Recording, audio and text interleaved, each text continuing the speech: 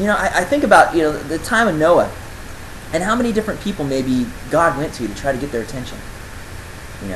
They had, for whatever, you might believe this or not believe this, that's fine. We can argue about this some other time. But, there could have been Nephilim, these crazy half angel, half men guys running around on the earth during that time. I don't know.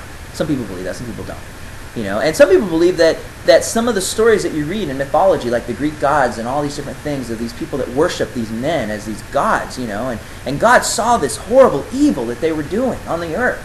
And it's interesting because when it says that scripture that he was grieved that he made man, one of the things that people they miss here, there's the same Hebrew word for mankind and the same Hebrew word for man. They're the same. They're different tenses.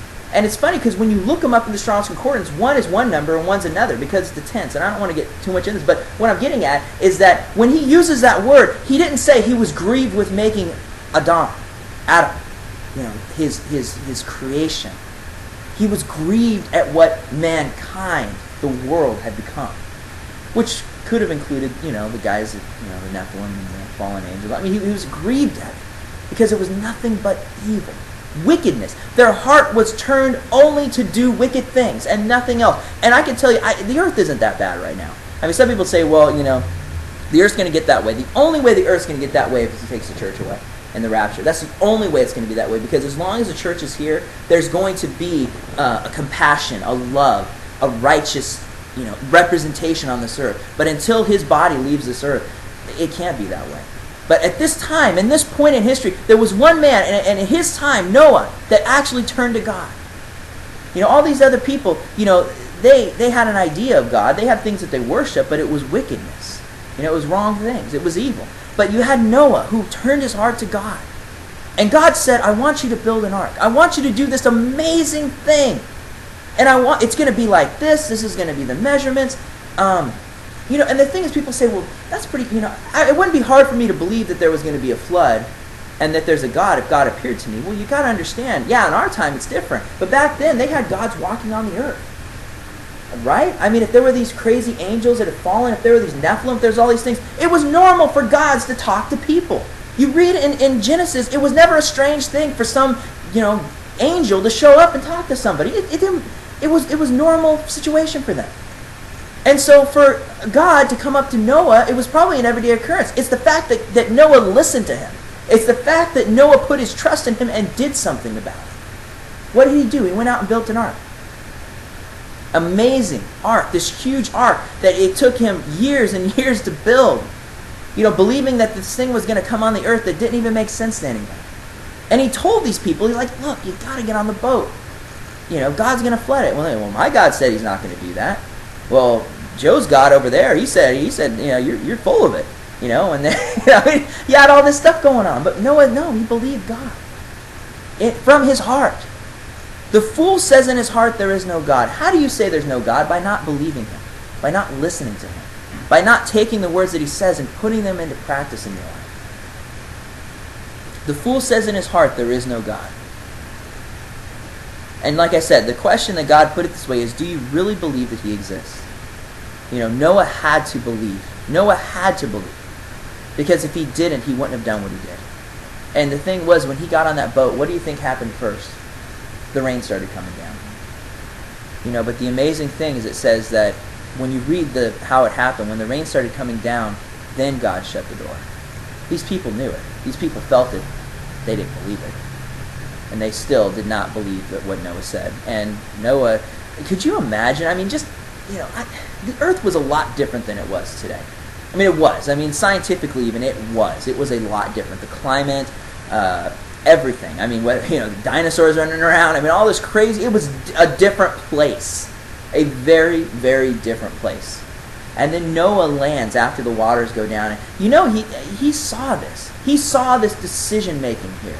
He saw this story, this parable that Jesus said. This destruction that was complete.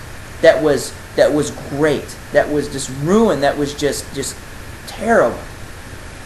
I mean, Noah probably saw the dead bodies floating in the water. Noah saw all the animals dead. Noah saw all this stuff. And he realized, like the wise man, wow, this was real. This storm was real. This storm came, and there were consequences to this storm, this decision that these people made. And I was thinking, think about the families. Noah's kids were married to there were 3 women, right? There was, Ham, Shem, and Japheth. And they all 3 had wives. Well, where did the wives come from? Well, they weren't Noah's, kids. I mean, they were from another family.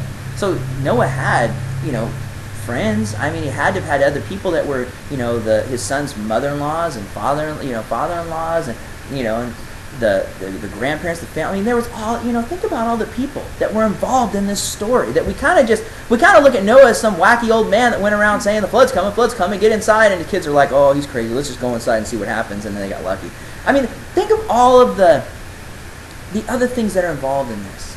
The consequences of the decisions that these other people were making. Because they were foolish. Because they would not believe that what God was saying was true. Noah acted on what God said. Now what happened? He survived. By faith. I love how Hebrews says it. That by faith he survived. By faith he survived. When the floods come, what's going to make the difference is your faith in what Jesus has said. And putting that into practice in your life. Then when that flood comes, your destruction will not be great. I'm going to finish up with this here. Go ahead and turn back to Matthew.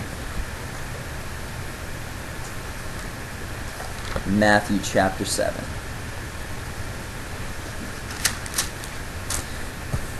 The wise man hears what Jesus says and builds his house upon a foundation.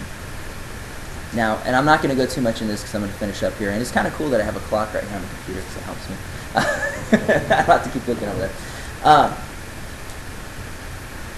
The person who takes God's words and puts them into practice, when the person hears what Jesus has to say to them, how do we hear what Jesus has to say to us today? We hear it when we read the Bible. We hear it when we hear somebody preach. We hear it when we shut up and be quiet for 15 minutes in a day and just listen. We hear it. It's that still small voice inside of you. Sometimes it just drives you to do something. Just something inside of you is just, this is the way it needs to be, or this is the way it doesn't need to be. It's that thing that gives you hope when everything seems horrible.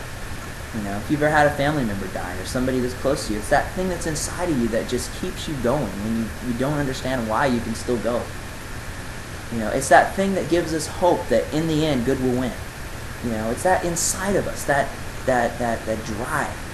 If we just listen, if we just shut up and listen, if we just take the time out to do that, God will talk to us. God will speak to us. God will show us the way that we're supposed to go.